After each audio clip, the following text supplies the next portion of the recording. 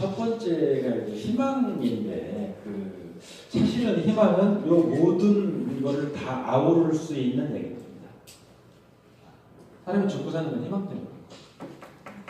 여러분이 밥을 굶어도 약 3주 동안을 살 수 있답니다. 물을 마시면 물을 못 마시면 한 1주 정도 사망을 하는 건데 희망이 없으면 즉시 죽을 수밖에 없다는 거죠.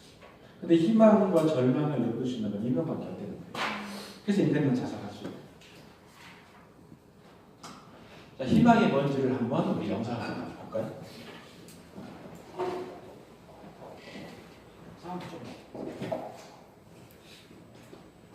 번제 때문에 모두 다 잃은 판도라에게 상자 속 바닥에 마지막까지 남아있던 것이 희망이었습니다. 잠시 판도라의 상자 얘기해 볼까요?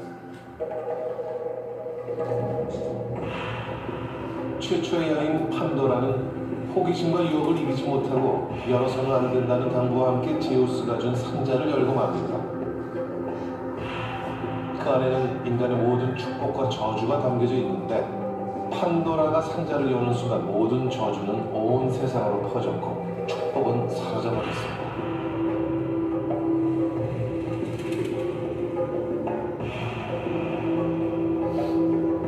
결국 시름에 빠져 실망하고 있는 판도라 앞에 남겨진 상자 안에 남아있는 것이 바로 희망이었죠.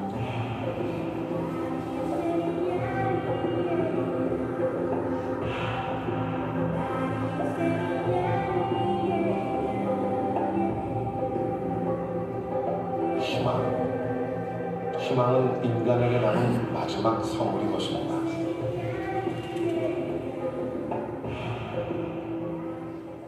한만청 전 서울대학 병원장. 지난 97년 그는 간암 4기 진단을 받았었습니다. 간에서 시작한 암은 폐까지 전이됐고 소생할 가능성은 전혀 없어 보였습니다.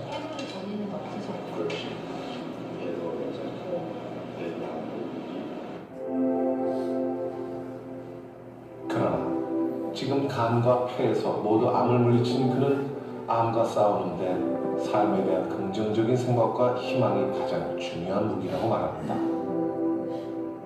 생존 가능성이 5% 이내다, 1% 이내다, 3% 이내다 그러거든요. 그게 뭐 주치의가 나한테 특기적 결혼을 하면 그때 15% 내외라고 하는데 내가 그 거짓말에 나가갖고 되게 볼 때 뭐 가능성이 1% 미만이거든. 내 책에는 5% 이내라고 했지만 가능성이 별로 없어요.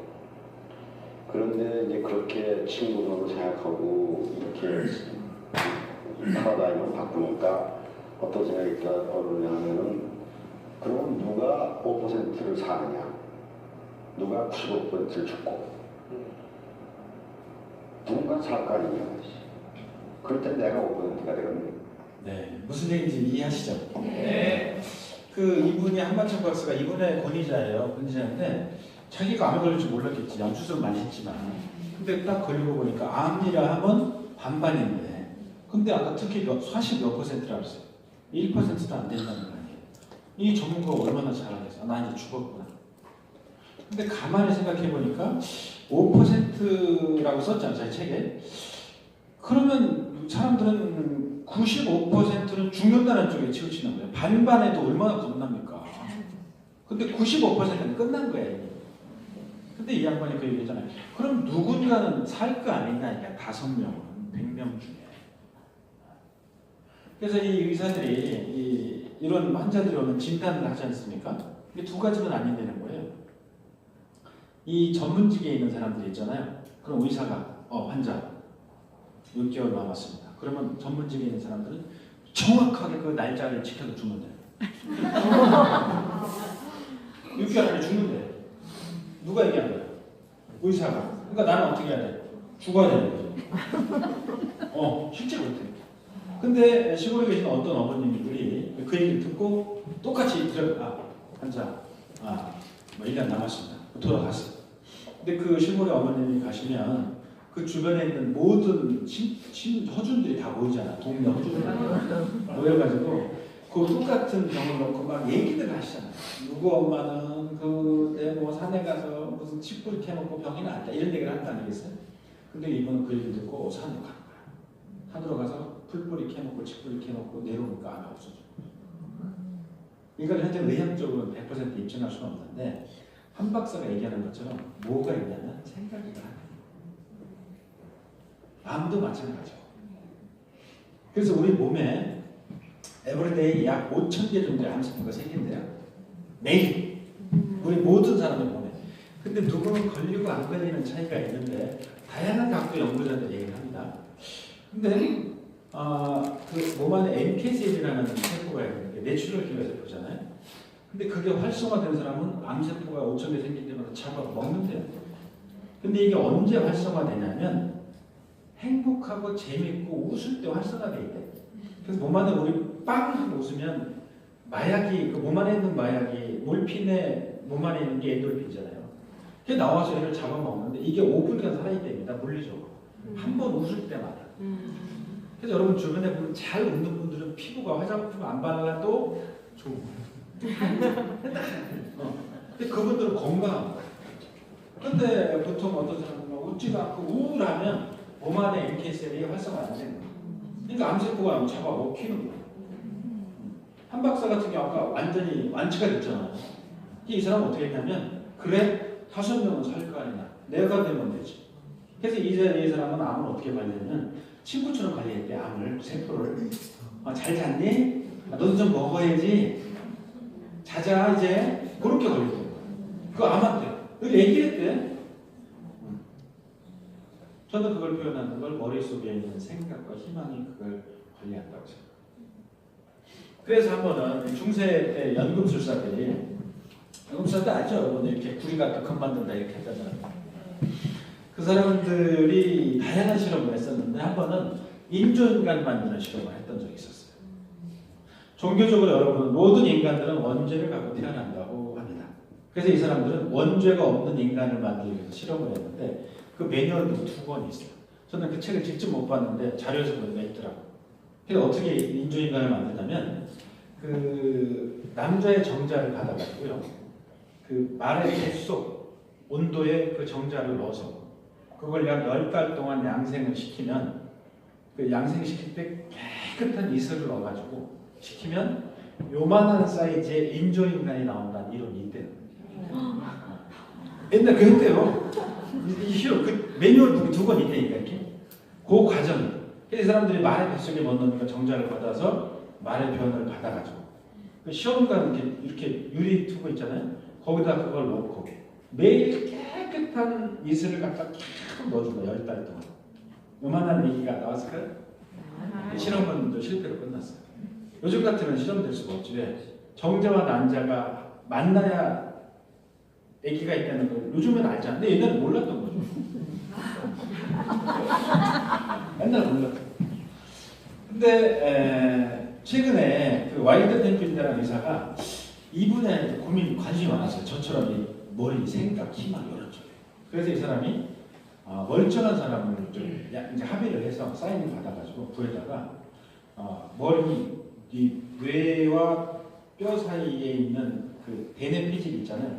그 위에 있는 걸 다 벗겨냈어요. 머리 뼈를 다 이렇게 열어본 거야 이렇게. 머리 뼈를 다 열어가지고 근데 그 대뇌 피질은 통증을 못 느낀대요.